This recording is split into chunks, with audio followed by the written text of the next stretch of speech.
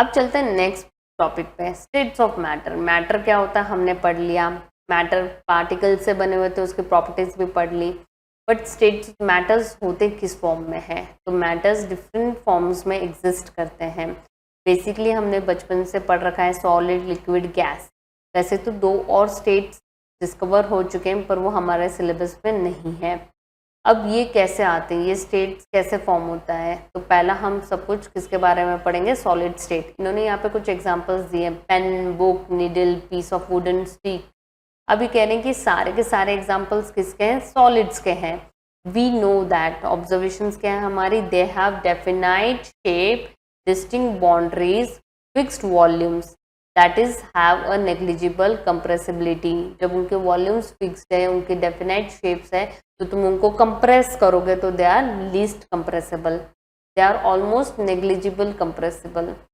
Solids have a tendency to maintain their shape when subjected to outside force. कि अगर यहाँ पे wooden चीज़ है और मैं प्रेस करूँ तो वो इजीली अपने शेप को चेंज नहीं करेगा।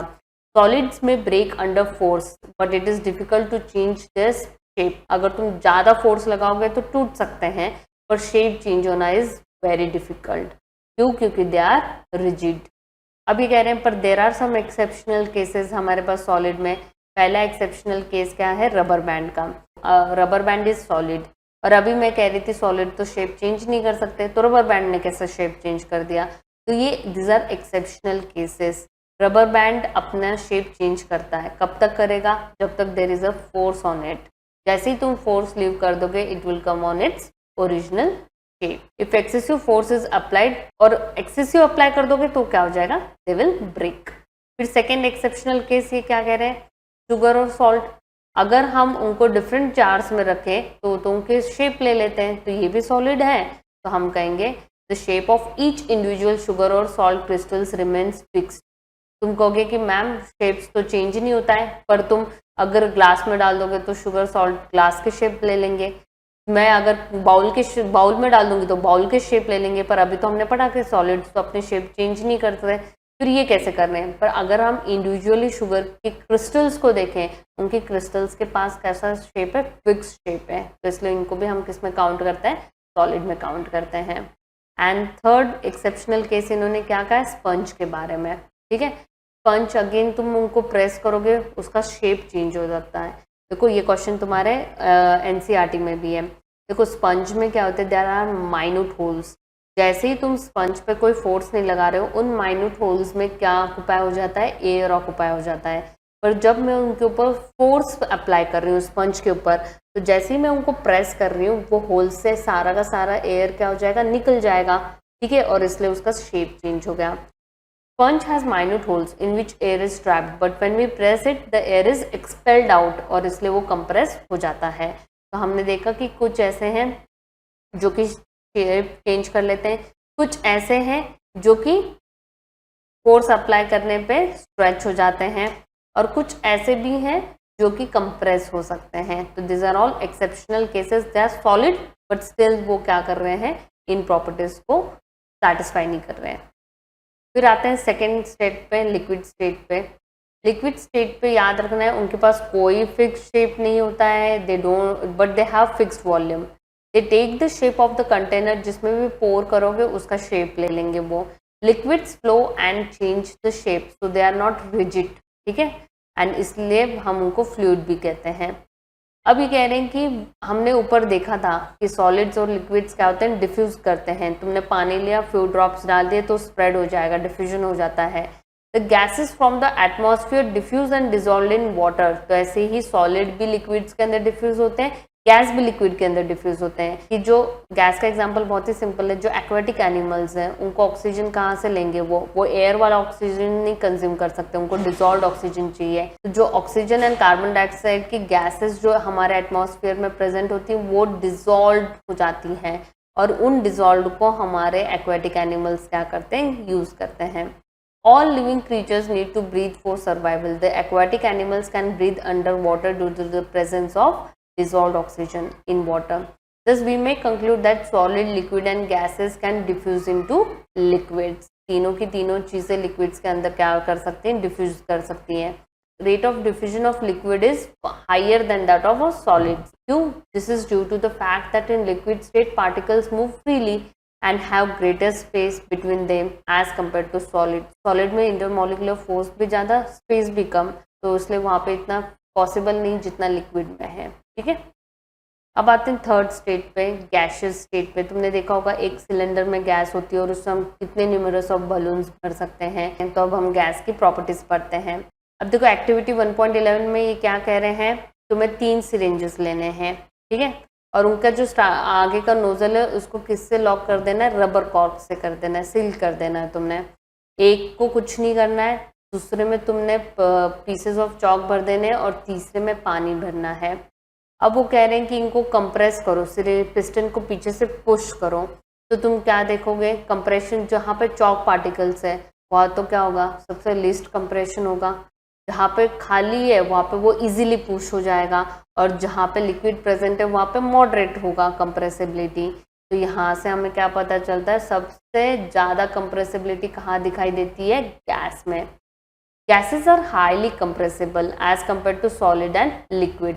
द LPG सिलेंडर्स कैसे भरते हैं हम, उनको लिक्विफाइड ही तो करते हैं हम हाई प्रेशर अप्लाई कर देंगे, गैस लिक्विड बन जाती है और उसको स्टोर कर लेते हैं कंटेनर में.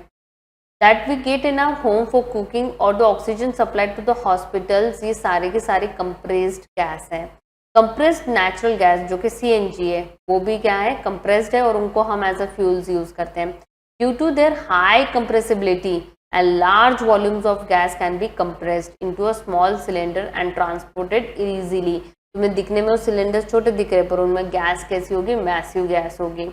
We come to know about what is being cooked in the kitchen without even entering there by the smell. तो ये स्मेल हमारे पास कैसे पहुंच रही है. The particles of the aroma of food वो मिक्स हो जाते हैं किसके साथ, पार्टिकल्स ऑफ एयर के साथ. एक तो खाने का टेम्परेचर इज हाई और गैस, ये दोनों ही क्या कर रहे हैं, डिफ्यूजन के रेट को इंक्रीज कर देते हैं और वो इजीली हमारे पास तक क्या दूर तक हमारे पास वो स्मेल पहुंच जाती है. याद रखना है जो हॉट कुक्ड है वो फ्यू सेकेंड्स में ही हमारे पास तक उसके स्मेल पहुंच जाएगी. Due to the high speed of particles and large space between them gases shows the property of diffusion very fast into other gases. अब है जो गैसेस की प्रॉपर्टीज. गैसेस के पार्टिकल्स कैसे होते हैं, लूजली पैक्ड, जो कि हमें यहाँ पे दिख रहे हैं. तो अब इनके बीच में स्पेस भी ज़्यादा है, फोर्स भी वीक है ऑलमोस्ट. तो इस केस में क्या होगा, they will just bombard randomly, कहीं पे भी उछलते रहेंगे. कभी तो वो एक दूसरे को हिट करेंगे, कभी वो कंटेनर्स के वॉल को हिट करेंगे और इसके वजह से they will exert a pressure. And the pressure exerted by the gas is because of the force exerted by gas particles. कितने एरिया में तुमने कितने गैस पार्टिकल्स छोड़ रखे हैं उतना वहाँ पे प्रेशर बिल्डअप होगा. तो यहाँ पे अब तुम्हें इनकी प्रॉपर्टीज के बारे में समझ में आ गया होगा. अब हम इनके ऊपर क्वेश्चंस कर लेते हैं तो तुम्हारे और भी कंसेप्ट क्या हो जाएंगे, क्लियर हो जाएंगे. अब है density is mass upon volume. ठीक है. तो डेंसिटी, इनकी डेंसिटीज को इंक्रीजिंग ऑर्डर में लिखना है. तो इसका मतलब है सबसे लीस्ट कौन सा होगा, एयर होगा. फिर एग्जॉस्ट फ्रॉम चिमनीज भी क्या होंगे, इनकी डेंसिटी लो होगी. इसके बाद में सबसे लाइट क्या है, कॉटन है. फिर उसके बाद में लाइट क्या होगा, वाटर हो गया.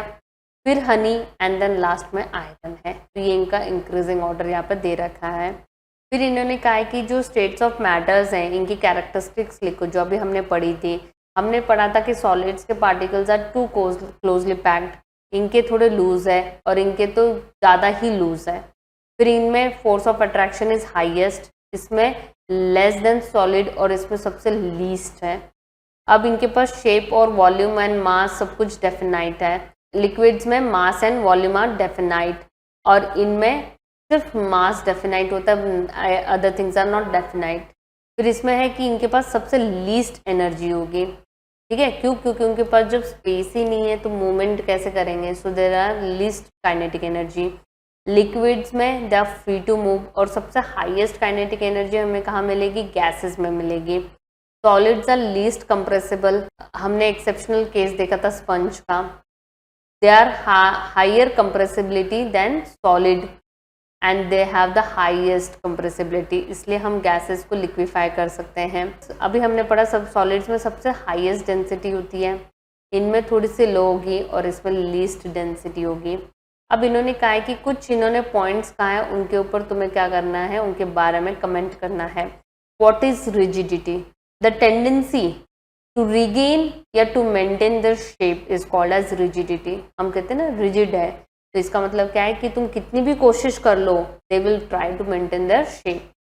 कंप्रेसिबिलिटी, हमें पता है कि कुछ मैटर्स में इंटरमॉलिक्यूलर स्पेस क्या है, ज़्यादा है, एंड देयरफॉर वहाँ पे पार्टिकल्स को क्लोज करने, जब हम एक एक्सटर्नल फोर्स अप्लाई करते हैं, they try to bring the particles close, and इस प्रॉपर्टी को हम क्या कहते हैं, कंप्रेसिबिलिटी कहते हैं। फ्लूइडिटी क्या होगा? द टेंडेंसी टू फ्लो, ठीक है, फ्लूइड्स तुम क्लास 8 में भी पढ़ चुके हो। फिर filling of a gas container, इसका मतलब क्या है कि गैस को तुम्हें क्या करना पड़ेगा, लिक्विफाई करना पड़ेगा, गैस को प्रेशर अप्लाई करना पड़ेगा जो कि लिक्विफाई हो जाएगा और हम उसको कंटेनर में फिल कर लेंगे। और याद रखना है कि जो गैस के पार्टिकल्स होते हैं they randomly move in the container.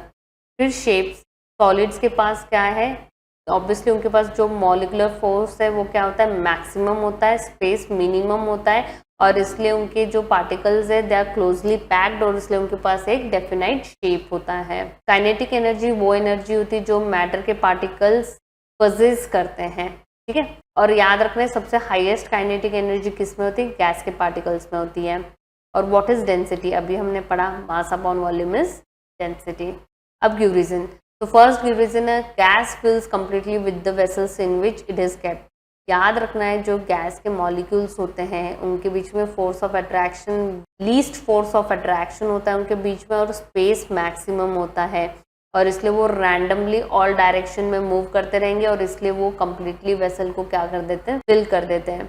A gas exerts pressure on the walls of the container, again वही रीजन है कि तुम्हें याद रखना है कि इनके बीच में मॉलिकुलर स्पेस ज़्यादा होता है, फोर्स ऑफ अट्रैक्शन कम होता है, it possesses high kinetic energy, और इसलिए वो रैंडमली मूव करेंगे। Sometimes they will hit each other, they will hit the wall of the container which will build a pressure, और इसलिए वहाँ पे प्रेशर दिखाई देता है हमें।